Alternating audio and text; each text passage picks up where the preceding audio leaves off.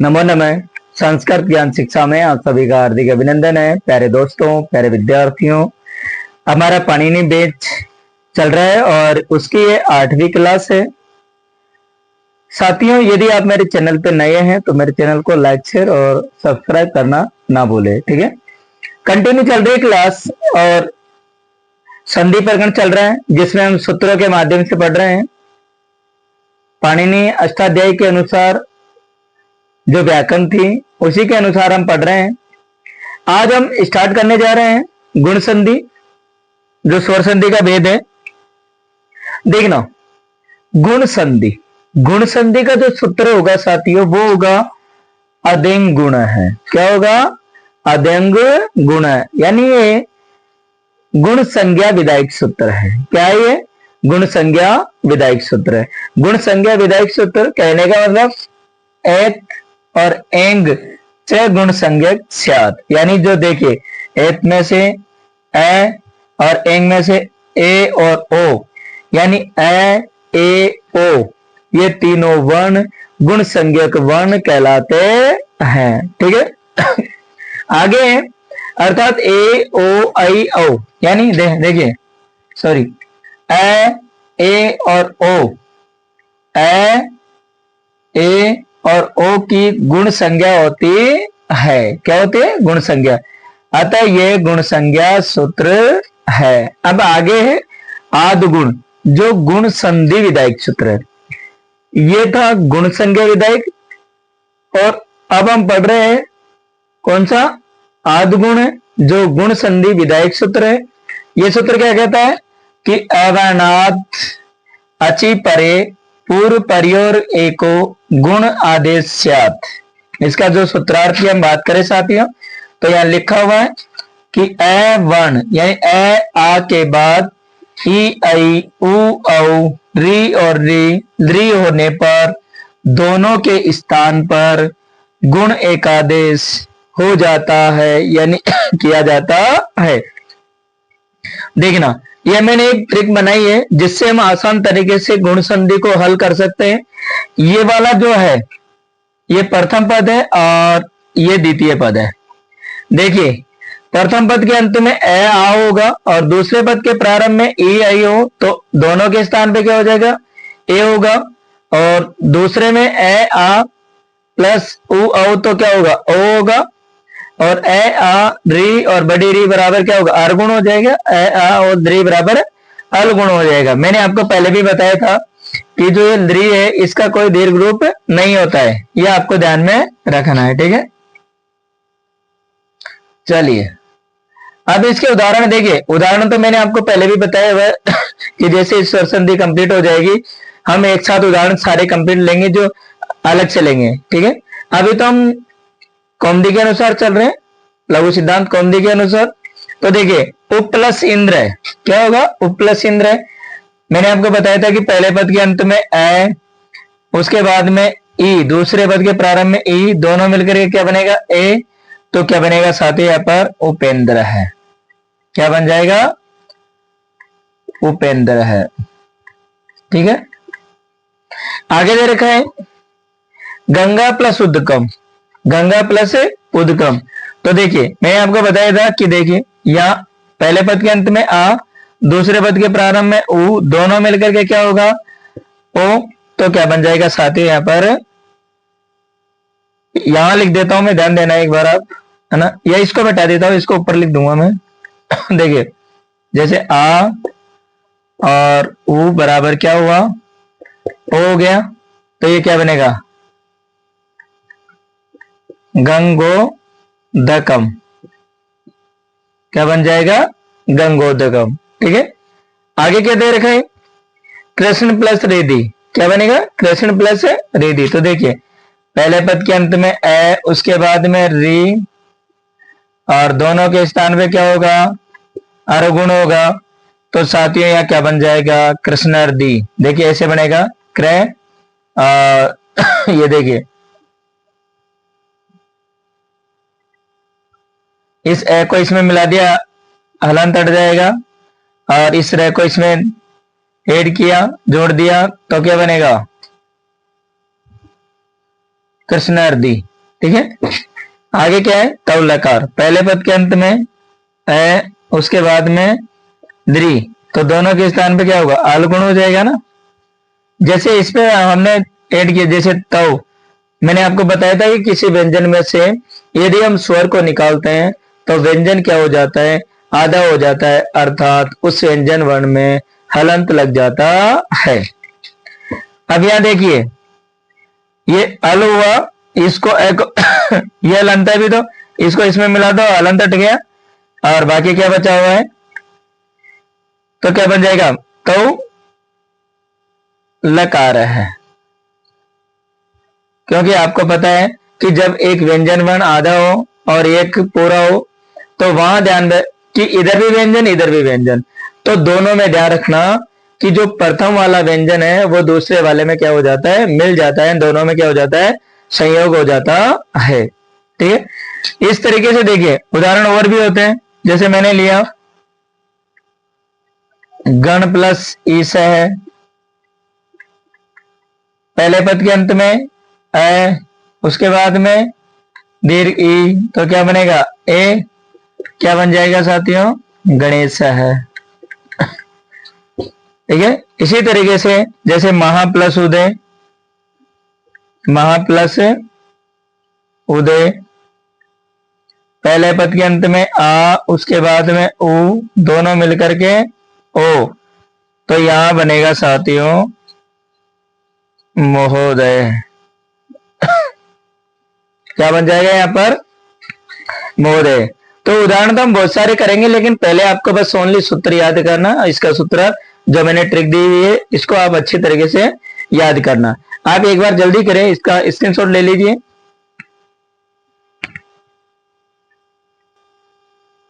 गुण संधि के अपवाद देखते हैं, अर्थात गुण संधि के अपवाद में सदैव वृद्धि संधि यानी आद गुण सूत्र का अपवाद सूत्र वृद्धि रेचि होता है। यदि आपको पूछे कि आद गुण सूत्र का अपवाद सूत्र कौन सा है प्यारे साथियों, तो आपको बताना है वृद्धि रेचि, क्या हो जाएगा, वृद्धि रेचि। वार्ती का एक अक्सादुन्य नाम नाम उपसंख्यानम, यानी अक्सा दुहिन्य याम उपसंख्यानम, यह सूत्र क्या कहता है कि अक्ष से परे यदि उहिनी शब्द के रहने पर पूर्व पर के स्थान पर वृद्धि होती है, यानी वृद्धि हो जाती है, कि देखिए ये अक्ष दे रखा है और अक्ष के बाद में उहिनी दे रखा है, तो आपको क्या करना चाहती हो कि इस ये यहां देखिए अ और उ मिलकर के गुण होनी चाहिए, लेकिन यहाँ गुण नहीं होगी, कौन सी होगी, वृद्धि, क्योंकि ये गुण संधि के अपवाद सूत्र है। आगे दे रखा है प्रा दू ओ डो ड ये से सु, सूत्रार्थ है इसका कि प्र से परे यदि उ है, उड है, उडी, एस है और एस से शब्द के रहने पर पूर्व पर के स्थान पर वृद्धि एकादेश होता है। आपको देखना कि जैसे प्र के बाद में उ है, उड है, एस से और उडी आए तो वहां देखिए वैसे तो इसमें गुण होनी चाहिए, लेकिन ये जो वार्तिक दे दी तो इसमें गुण ना होकर के वृद्धि होगी, तो क्या होगा, प्रो है, प्रे प्लस उड है तो क्या बनेगा,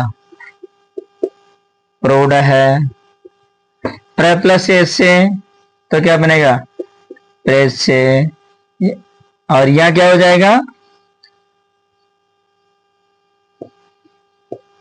प्रोडी।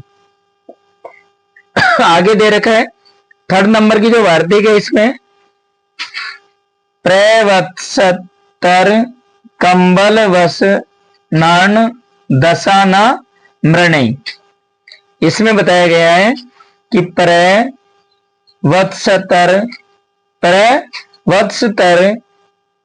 कंबल वसन ऋण दस, इन 6 शब्दों के परे यदि ऋणम शब्द आए, देखिए प्र के बाद में ऋणम आ रहा है, वसन के बाद में आ रहा है, 10 प्लस ऋणम के बाद आ रहा है, और वत्सतर प्लस ऋणम आ रहा है, और कंबल प्लस ऋणम आ रहा है, ऋण प्लस ऋणम आ रहा है, तो यहां गुण संधि न होकर के आर गुण न होकर के यहाँ आर वृद्धि होगी तो क्या बनेगा, पहले हो जाएगा प्रारणम,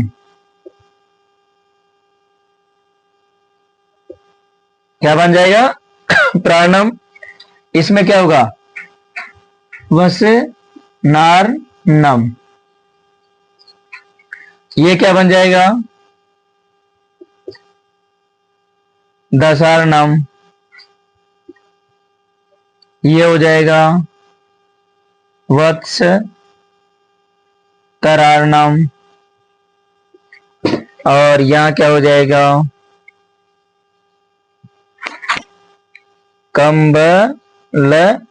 कंबलार्णम, और यहां हो जाएगा ऋणार्णम। इस तरीके से ये अपवाद सूत्र वार्तिकें हैं। इसका जल्दी से आप स्क्रीनशॉट लीजिए।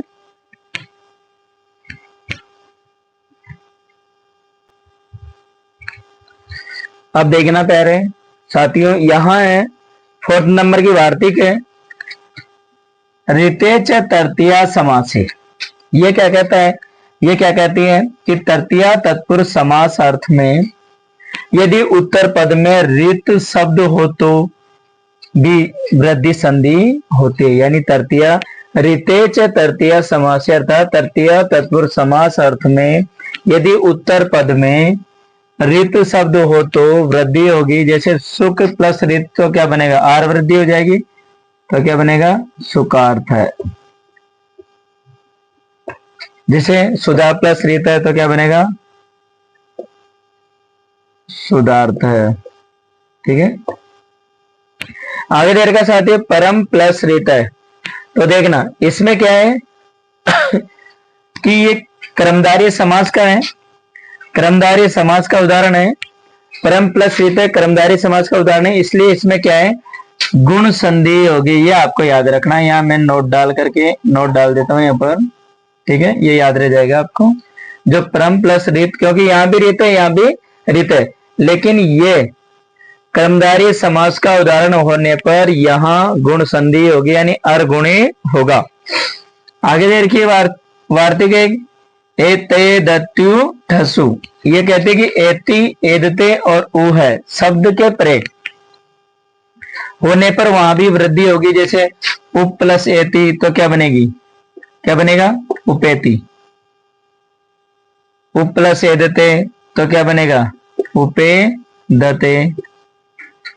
पृष्ठ प्लस उ है तो क्या बनेगा पृष्ठो है, पृष्ठो है। ठीक है, इस तरीके से आगे 6 नंबर की जो वार्तिक है स्वादिरेणु, ये सूत्र क्या कहता है कि स्व शब्द के बाद में इर और इरिन शब्दों के होने पर वहां भी वृद्धि होती है। जैसे स्व प्लस इर है, वैसे ए और ई मिलकर के ए बनता है, लेकिन यहां साथियों क्या होगा कि वृद्धि होगी और यह क्या बनेगा स्वेर है। ठीक है, आगे क्या है स्व प्लस इरिणी तो क्या बन जाएगा स्वेरिणी, स्वेरिणी। यानी ये इस प्रकार ये गुण संधि के जो अपवाद हमने कंप्लीट किए, जो 6 वार्तिकों के साथ कंप्लीट हुए हैं। अब साथियों स्वर संधि में ओनली हमारी क्या नाम है पूर्व रूप, पर रूप और प्रकृति भाव बची हुई है। इसको हम अगली क्लास में पढ़ेंगे। मिलते हैं साथियों अगली क्लास में, अगले वीडियो में। तब तक के लिए जय तु वार्ताम जय तु संस्कृतम।